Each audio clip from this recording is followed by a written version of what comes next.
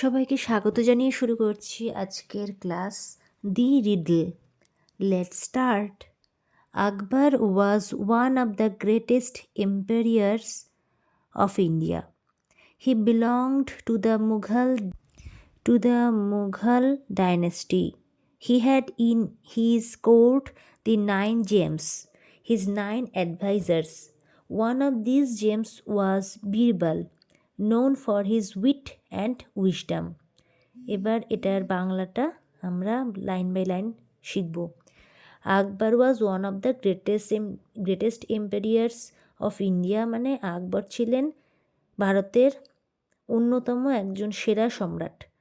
Greatest empire মানে যারা একদম সেরা সম্রাট ছিলেন তাদের মধ্যে অন্যতম। ওয়াজ ওয়ান অফ দ্য মানে একজন ছিলেন ওদের মধ্যে। He belong to the Mughal dynasty, তিনি মুঘল রাজবংশের অন্তর্ভুক্ত ছিলেন। মুঘল সাম্রাজ্যের নাম তো তোমরা আগেও শুনেছো নিশ্চয়ই, সেই মুঘল রাজাদের কথাই কিন্তু এখানে বলা হচ্ছে। মুঘল সম্রাট যারা ছিলেন তাদের মধ্যে আকবরের নাম অনেকের কাছে পরিচিত, অনেকের কাছে পরিচিত একটি নাম। আচ্ছা, he had in his court the 9 Gems। 9 Gem মানে নবরত্ন। দেখবে ইতিহাসের প্রশ্ন আসে নবরত্ন কে বা নবরত্ন কাকে বলে, এরকম প্রশ্ন তো থাকে, সেইটাই। এটা খুব সহজ মনে হবে যারা পড়ে ফেলেছো অলরেডি মুঘল সাম্রাজ্য। তাহলে হি হ্যাড মানে তার ছিল, ইন হিজ কোর্ট মানে তার কোর্টের, তার যে কোর্ট বলতে তার দরবার, রাজদরবারটাই তো আগে কোর্ট হতো, ওটাই কোর্টের মতো কাজ করতো, আদালত ওটাই। ওখানে যা রাজামশাই যা বলবেন সেটাই সর্বশ্রেষ্ঠ আর সর্বশেষ কথা। তো সেই জন্য তার কোর্ট বলা হচ্ছে, তার অর্থাৎ তার দরবারে তার 9 জন উপদেষ্টা ছিলেন। এই যে অ্যাডভাইজার্স মানে উপদেষ্টা, যারা উপদেশ দিতেন, অ্যাডভাইস দিতেন তাকে ভালো ভালো কাজ করার জন্য, কি করা উচিত কী করা উচিত নয়। আকবর যখন জানতে চাইতেন কোনো বিশেষ বিষয়ে তখন তারা তাদের যে অ্যাডভাইসগুলো সেখানে উপস্থাপিত করতেন, তারাই হলো নবরত্ন।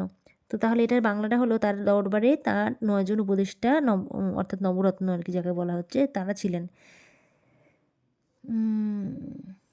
His 9 advisors। One of this gems was Birbal.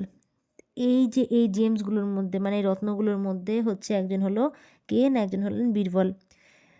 Known for his wheat and wisdom. Wheat and wisdom মানে উইজডম বুদ্ধি এবং প্রজ্ঞা। তাহলে তিনি পুরোটার মানে হলো এই যে বীরবল যিনি ছিলেন তিনি তার বুদ্ধি এবং প্রজ্ঞার জন্য খুব পরিচিত ছিলেন। এই যে নোন ফর মানে পরিচিত ছিলেন, ঠিক আছে। The king of kings, Emperor Akbar, who ruled over India, was a great lover of arts, sciences, literature and music. রাজাদের মধ্যে যে দি কিং অফ কিংস মানে রাজাদের রাজা, সব রাজাদের যে রাজা মানে আকবর কথা বলা হচ্ছে, মহান আকবর, সম্রাট আকবর। তো রাজাদের রাজা আকবর, ব্যাকে আবার পরে এম্পিরিয়র আকবর, সম্রাট আকবর। হু রুলড ওভার, যিনি ভারতে শাসন করেছিলেন। রুলড ওভার মানে রুল ওভার মানে শাসন করা, আর রুলড ওভার হয়ে গেছে মানে হচ্ছে শাসন করেছিলেন, পাস্ট টেন্সে বলা হচ্ছে। হু রুলড ওভার, যিনি ভারতে শাসন করেছিলেন। তিনি কেমন ছিলেন সেটা বলছে। তিনি কেমন ছিলেন না, তিনি ছিলেন শিল্প, বিজ্ঞান বলতে অনেক রকম বিজ্ঞানের, সায়েন্সেস লিখে দিয়েছে, ঠিক আছে, সব রকম সায়েন্স, বিভিন্ন রকমের তো সায়েন্সের জিনিস হয়, ফিজিক্যাল সায়েন্স, লাইফ সায়েন্স, এখন জানো তোমরা। তো সমস্ত রকম সায়েন্সের, তারপর লিটারেচার মানে সাহিত্য এবং সঙ্গীতের এক মহান প্রেমিক ছিলেন। মানে উনি ভালোবাসতেন, গ্রেট লাভার মানে তার একটা ভালোবাসা ছিল এইসব এর প্রতি। One day on a fine morning he was walking in his vast garden. একদিন একটি সুন্দর সকালে, এগুলোর মানে খুব সোজা তোমরা জানো তাই আমি এগুলো ভেঙে বললাম না এই লাইনটা বিশেষ করে। He was walking in his vast garden, তিনি তার বিশাল ভাস্ট মানে বিরাট বড় বাগানে হাঁটছিলেন। His garden was lined with trees that produced the tastiest and juiciest fruits in the whole kingdom. His garden তার বাগানটি কেমন ছিল না, তার বাগানটিতে সারি সারি দেওয়া গাছ ছিল, যে গাছগুলো রাজ্যের মধ্যে, গোটা যে রাজ্য, সমস্ত রাজ্য, পুরো রাজ্যের মধ্যে সবচেয়ে সুস্বাদু এবং রসালো ফল উৎপাদন করত। They were flowers of all shapes and sizes in his garden. তার বাগানে সব রকম আকারের এবং আকৃতির ফুল ছিল। তার মানে কিছুই বাদ নেই, বুঝতে পারছো? যেমন ফল, সুস্বাদু ফল ছিল, তেমনই সুন্দর আকারের এবং আকৃতির ফুল ছিল। He had his most trusted and favourite minister Birbal with him. তার সাথে তার সবচেয়ে বিশ্বস্ত এবং প্রিয় মন্ত্রী বীরবল ছিলেন। ওই যখন তিনি হাঁটছিলেন তখন তার সাথে কে ছিলেন না, তার সাথে বীরবল ছিলেন। But the great ampere Akbar did not have peace of mind, the quality without which no one, not even the king of kings, can appreciate beauty. But the great emperor আকবর, তবে মহান যে সম্রাট, কিন্তু মহান সম্রাট আকবরের তখন সেই সময় কিন্তু মানসিক প্রশান্তি ছিল না। এই যে মানসিক প্রশান্তি, দি কোয়ালিটি উইদাউট হুইচ, এই যে কোয়ালিটি মানে এই যে এটা এমন একটা কোয়ালিটি, এমন একটা গুণ যেটা ছাড়া কেউ মানে কেউই, গোটা পৃথিবীর মধ্যে কেউই, এর কথা যিনি বলছে, কেউ এমনকি রাজাদের রাজা, যে যার কোনো কিছুর অভাব নেই, যার সব কিছু আছে, তিনিও কিন্তু সৌন্দর্যের যে বিউটি মানে সৌন্দর্য, তো সেটা অ্যাপ্রিসিয়েট করতে পারছেন না, মানে প্রশংসা করতে পারছেন না। কারণ মনে যদি শান্তি না থাকে তাহলে কোনো কিছুই ভালো লাগে না। সে সামনে যত সুন্দর জিনিস, যত সুন্দর দৃশ্য, যত সুন্দর খাবার যাই থাকুক না কেন, সেইটা কিন্তু ভালো লাগে না যদি মনটা অশান্ত হয়ে থাকে, মনটা যদি ছটফট করতে থাকে, মনে যদি কিছু কষ্ট থাকে, তাহলে কোনো কিছুই আমাদের ভালো লাগে না। তো সেইটাই আর কি, যে কেউ যা ভালো লাগে না, তা এমন নয় যে রাজাদের ভালো লাগবে, তাদেরও ভালো লাগছে না। Wise Birbal noticing this asked Akbar, O great and powerful king, what is travelling you? You do not seem to be your usual self, for my king never fails to enjoy the beauty of the greatest kingdom this earth has ever seen. তখন wise Birbal মানে বুদ্ধিমান Birbal, noticing মানে এটা লক্ষ্য করলো, এইটা দেখলো, এইটা নোটিশ করে পরে লক্ষ্য করে আকবরকে জিজ্ঞাসা করলেন, হে মহান ও শক্তিশালী রাজা, O great and powerful king, what is travelling you? আপনাকে মানে কী, কোন জিনিসটা ট্রাভেল দিচ্ছে, মানে কষ্ট দিচ্ছে, কী আপনাকে কষ্ট দিচ্ছে? আপনি নিজের স্বাভাবিক অবস্থায় বলে মনে হয় না, কারণ আমার রাজা এই পৃথিবীর দেখা সবচেয়ে বড় রাজ্যের সৌন্দর্য উপভোগ করতে কখনো ব্যর্থ হয় না, ঠিক আছে?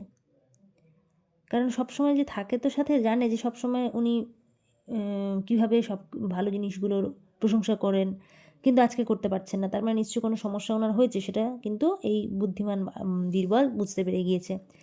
আকবর replied, Birbal my dearest friend, you are right, there is indeed a riddle that has been troubling me. An idle thought which came to me in passing is now my cause of worry. I am troubled because I cannot find an answer to a simple question. What is the fastest thing on this planet? Akbar reply করলো, মানে বলল, উত্তর দিলেন, বীরবল আমার সবচেয়ে প্রিয় বন্ধু, dearest মানে প্রিয়তম বন্ধু, বেস্ট ফ্রেন্ড, আমার প্রিয়তম বন্ধু, ইউ আর রাইট, তুমি ঠিক, মানে তুমি ঠিক বলছো আর কি, ক্ষেত্রে বলা হচ্ছে তুমি ঠিক বলেছো, তুমি সত্যিকারের ঠিক কথা বলছো এরকম, ইউ আর রাইট, তুমি ঠিক। সত্যি একটি ধাঁধা, রিডল মানে ধাঁধা, একটি ধাঁধা আমাকে বিরক্ত করছে বা আমাকে যে ট্রাভেলটা দিচ্ছে বা আমাকে কষ্ট দিচ্ছে। একটি অলস ভাবনা, এই যে অ্যান আইডল থট মানে একটা অলস ভাবনা, যা আমার কাছে মানে আমার মাথায় এসেছে, আমার কাছে এসেছে, এখানে বলছে যেটা has been travelling me, and which কেম মানে যেটা এসেছে আমার কাছে, মানে আমার মাথাতে এসেছে, এখানে বুঝতে হবে। একটা অলস ভাবনা যা আমার মাথায় এসেছে, এখন এটি আমার চিন্তার কারণ হয়ে দাঁড়িয়েছে। আমি সমস্যায় পড়েছি, কারণ আমি একটি সাধারণ প্রশ্নের উত্তর খুঁজে পাচ্ছি না। তা এবার উনি বললেন কি, সেই প্রশ্নটাও উনি কিন্তু বললেন পরক্ষণেই, যে এই গ্রহের মধ্যে মানে পৃথিবীর মধ্যে সবচেয়ে দ্রুততম জিনিসটি কি? Birbal said, is that all your majesty? Is that all মানে এই যে এইটুকুই একটা জিনিস, সেটা বীরবলের কাছে কিন্তু খুব ছোট্ট মনে হলো। Is that all your majesty? Call your courtiers together, let us see if one of them can answer. If not, then I am certain I can tell you of the fastest thing on the planet. তখন বীরবল বললেন, মহাশয়, এই যে majesty মানে হচ্ছে সম্মান দিয়ে, সবচেয়ে সম্মানের ব্যক্তি তাকে বলছে, এটাই কি, এটাই সব, মানে এইটুকুই, এই জাস্ট এটার জন্যই আপনার পারিষদদের একসাথে ডেকে নিন, মানে যারা কোর্টে ওনার যে দরবারে যারা থাকেন আর কি, মেম্বার আমি বলছিলাম নবরত্ন, তাদের সবাইকে ডাকতে বললেন। তাদের মধ্যে কেউ উত্তর দিতে পারে কি না তা আমরা দেখি, ঠিক আছে? লেটস আস সি মানে আমরা, চলুন আমরা দেখি যে ইফ ওয়ান অফ দেম, কেউ একজনও এটার উত্তর দিতে পারে কি না। ইফ নট, যদি না পারে, I am certain I can tell you of the fastest thing on the planet, যদি তা না পারে তাহলে আমি নিশ্চিত, আই এম সার্টেন, আমি নিশ্চিত আমি এই গ্রহের সবচেয়ে দ্রুততম জিনিসটি কী সেটা বলতে পারবো। আই ক্যান টেল ইউ, আমি বলতে পারবো। At the king's court many heard the question that was travelling Akbar. At the king's court, রাজার দরবারে, রাজার কোর্টে অনেকেই আকবরের এই যে প্রশ্নটা যেটা রাজাকে ট্রাভেল দিচ্ছিল সেই প্রশ্নটা কিন্তু অনেকেই শুনলো।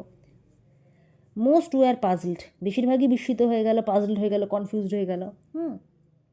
ওরা মানে থতমত খেয়ে গেছে উত্তরটা, প্রশ্নটা শুনে। Some said bullock carts, other said horses, but Birbal just smiled at them. তাহলে কেউ কেউ বলছিল সাম সেড মানে কেউ বললো বুলক কার্ড মানে বলদের গাড়ি, তখন বলদে টানা গাড়ি ব্যবহার হতো তো তাই ওটাই বলছেন। আবার কেউ বলছে ঘোড়া, জানে ঘোড়া খুব জোরে দৌড়ে, কিন্তু বীরবল কিন্তু শুধু তাদের দিকে তাকিয়ে হাসলো। After everyone had fail to satisfy emperor Akbar, Birbal offer to answer his question. সবাই যখন আকবরকে সন্তুষ্ট করতে ব্যর্থ হলেন তখন তারপরে বীরবল তার প্রশ্নের উত্তর দেওয়ার মানে তিনি যে উত্তর দিতে চাইছেন তার সেই প্রস্তাব রাখলেন। He said, your majesty, it is the human mind. তখন বীরবল বললেন আর কি, হি সেড মানে বীরবল বললেন, মহাশয় এইটি কি তাহলে মানুষের মন, মানে এই উত্তরটা কি তাহলে মানুষের মন হতে পারে? To prove it he said, let the people of our kingdom present A problem to me. এটা প্রমাণ করার জন্য তিনি বলেছিলেন কি, যে আমাদের রাজ্যের লোকেরা আমার কাছে একটা সমস্যার কথা বলুক, সমস্যার কথা একটা প্রেজেন্ট করুক, উপস্থিত করুক, আমি একাই I shall show you how fast I can solve it. I shall show you, কত তাড়াতাড়ি আমি এটা সলভ করতে পারবো, আমি তো আপনাকে দেখাবো এই জিনিসটা।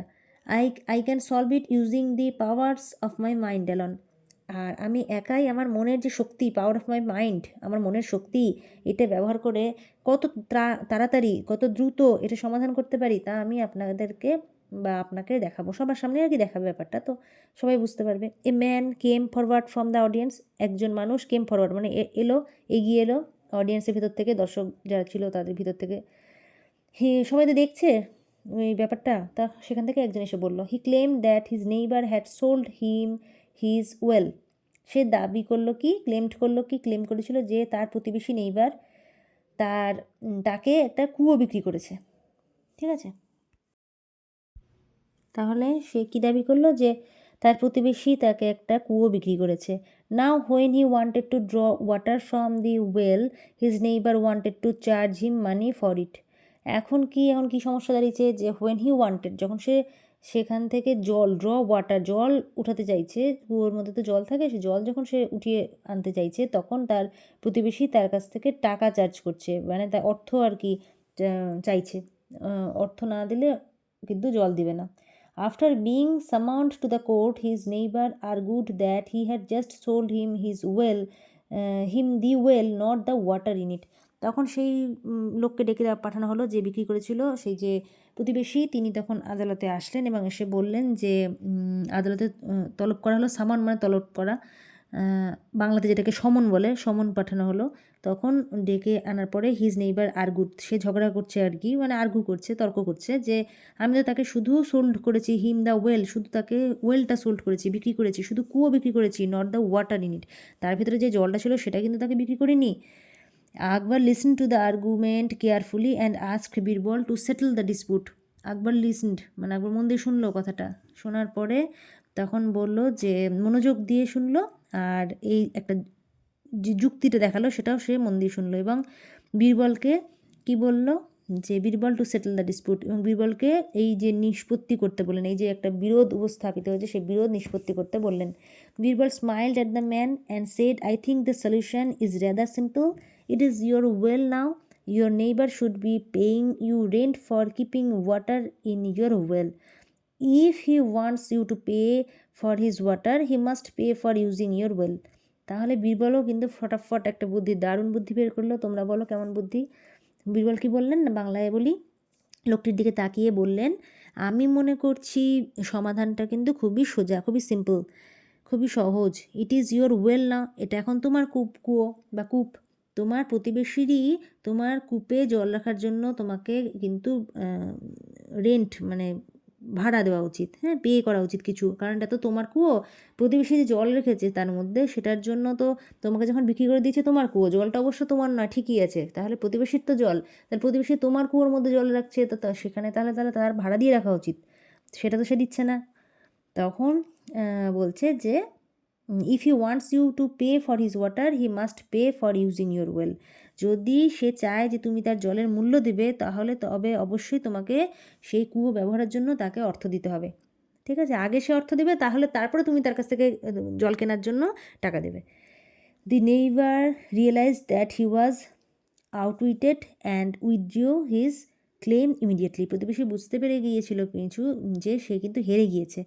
আর উইথড্র মানে হচ্ছে প্রেজেন্ট টেন্স, উইথড্রিউ মানে হচ্ছে পাস্ট টেন্সে বলছে, এবং তার দাবিটা উইথড্র করে নিয়েছিল। ক্লেম যে করেছিল, যে দাবি করেছিল, সঙ্গে সঙ্গে ইমিডিয়েটলি মানে সঙ্গে সঙ্গে তার দাবি সে প্রত্যাহার করে নিয়েছিল। All around people were amazed at the wisdom of Birbal and the speed of the human mind that has the ability to solve a problem instantly. All around মানে চারিদিকে সব মানুষেরা, যত মানুষ ছিল ওখানে, সবাই amazed মানে সবাই অবাক হয়ে গিয়েছিল যে হ্যাঁ, বীরবল যে একটু আগে যে বলেছিল মানুষের মনের স্পিডটা সবচেয়ে বেশি এই পৃথিবীর মধ্যে, সেটা কিন্তু সত্যি। কারণ মানুষ, বীরবলের যে জ্ঞান এবং বুদ্ধি সেইটা, এবং মানুষের মনের গতিতে যেভাবে তাৎক্ষণিকভাবে সে সমস্যার সমাধানটা করে দেওয়ার ক্ষমতা দেখালো, সেইটা দেখে অবাক হয়ে গেছিলো। তাহলে মানুষ কী হলো, বীরবলের জ্ঞান এবং মনের গতিকে দেখে অবাক হয়েছিল, যা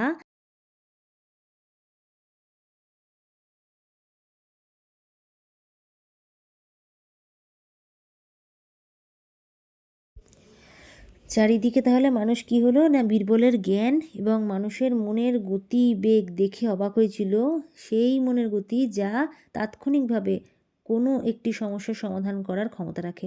truly there was nothing faster than it. সত্যিই এর চেয়ে দ্রুত আর কিছুই ছিল না।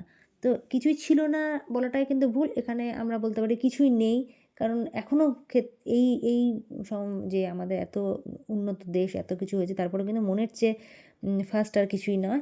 তো সেই জন্য আমরা এটাকে এইভাবে বলতে পারি, there is nothing faster than it, মানে মনের থেকে স্পিডে আর কোনো কিছুই এখনও পর্যন্ত কিন্তু আবিষ্কার হয়নি, কোনো কিছুই আর আবিষ্কার হয়নি যেটা মনের থেকে দ্রুত যেতে পারে।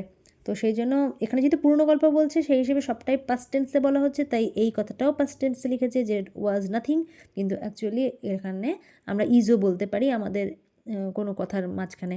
তো যেহেতু এখানে আমরা একদম ফুল অনুবাদ করছি বেঙ্গলি টু বেঙ্গলি, প্রত্যেক লাইন বাই লাইন, সেই জন্য আমরা বলবো যে ওয়াজ আছে, তো ওয়াজটাকে ওয়াজই আমরা রাখবো, আমরা ওটাকে আর অন্যভাবে বলবো না। তো এটাই বলবো যে সত্যি এর চেয়ে দ্রুত আর কিছুই ছিল না, ফাস্টার মানে দ্রুত, ভীষণই দ্রুত, কিছুই ছিল না। তো এই ছিল আজকের ক্লাস। এরপর আরেকটা ক্লাস হয়ে ফার্স্ট ইউনিট টেস্টের সিলেবাস কমপ্লিট হয়ে যাবে। তো আগের বারের যে চ্যাপ্টার ছিল তোমরা আশা করি সেটা দেখেছো, আর না দেখে থাকলে তার লিঙ্ক আমি লাস্টে দিয়ে দিচ্ছি, তোমরা সেখান থেকে চেক করে নিও। আর কোনো কিছুর অন্য প্রশ্ন থাকলে, মানে এই সাবজেক্টের ইংলিশ নিয়ে কোনো প্রশ্ন থাকলে ক্লাস 7-এর, তোমরা অবশ্যই প্রশ্ন করতে পারো। আর যেগুলো তোমাদের অ্যাক্টিভিটি আছে সেগুলো যদি প্রয়োজন হয়, তাহলে আমাকে কমেন্টে অ্যাক্টিভিটি লিখে কমেন্ট করলে আমি সেই অ্যাক্টিভিটিগুলো তোমাদেরকে বুঝিয়ে দেবো। সবাইকে অনেক অনেক ধন্যবাদ।